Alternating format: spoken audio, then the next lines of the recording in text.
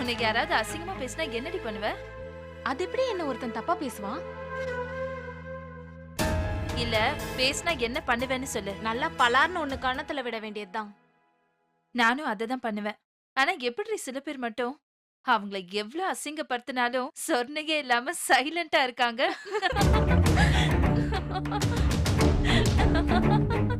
நீ சில பேர்னு யார சொல்ற? ஏன் யார சொல்றேன்னு உனக்கு தெரியாதா?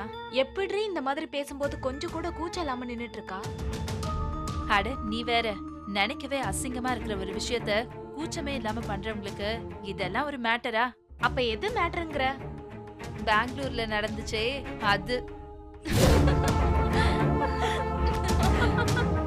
ச்சே, என்னதான் ஆணும் பெண்ணும் சம உரிமைனாலும் அதுக்காக ஆம்பளைங்க பண்ற அசிங்கத்தை எல்லாம் எதுக்கடி சில பொண்ணுங்களும் பண்ணி நம்ம மரியாதையை கெடுக்குறாங்க?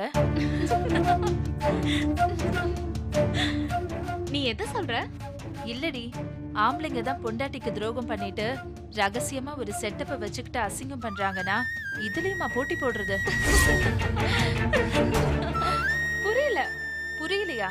என்னடி நீ நாளைக்கு ஒருத்தனோட கல்யாணத்தை வச்சுக்கிட்டு இன்னைக்கு வேற ஒருத்தனோட ஃபர்ஸ்ட் நைட் கொண்டாடுற பொண்ண நீ எங்கேயாவது பாத்திருக்கியா?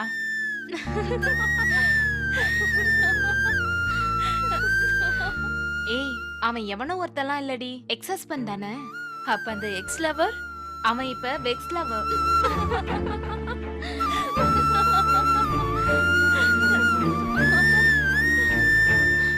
சரி, எனக்கு இன்னொரு விஷயம் புரியலடி. என்ன? கல்யாணம் ஆகி குழந்தை பெத்துக்கிட்டா அது நார்மலான விஷயம். ஆனா டைவர்ஸ் ஆன பிறகு குழந்தை பெத்துக்கிட்டா அந்த உறவை என்னன்னு சொல்றது?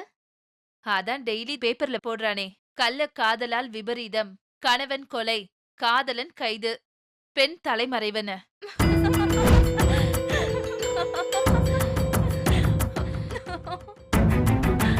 என்னடி சொல்ற? புரியல?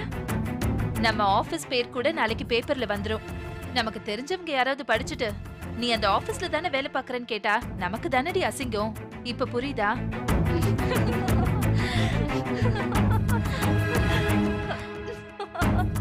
கவலைப்படாத, பேப்பர்ல பிரபல தனியார் நிறுவனத்தில் தான் போடுவாங்க. அப்பாடி, நான் தப்பிச்சேன். சரி, எனக்கு ஒரு டவுட் அடி. சொல்லு. அதான் பழைய புருஷன் மேல ஆசை வந்து ஜோடி சேர்ந்தாச்சுல, அதனால குழந்தை கூட உருவாயிருச்சே. அப்புறம் என்ன, அவனோட சேர்ந்து வாழ வேண்டியது தானே? அது எப்படி முடியும்?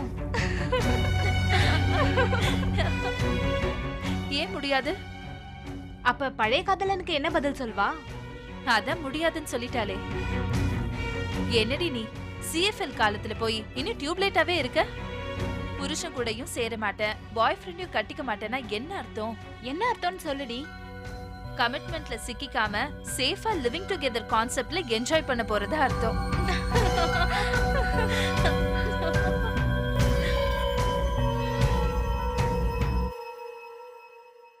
ஆனா ஒரு பையனும் பொண்ணும் சேர்ந்து வாழ்றது தானே லிவிங் டுகெதர். அதான் அந்த ட்ரெண்ட்லயே புரட்சி பண்ணணும்னு சில பேர் துடிச்சிட்டு இருக்காங்க. என்ன சொல்ற? ஒருத்தர் இருக்கிறப்ப இன்னொருத்தன் வந்துட்டா பிரச்சனை ஆயிடாது? அந்த கவலை உனக்கு எதுக்கு?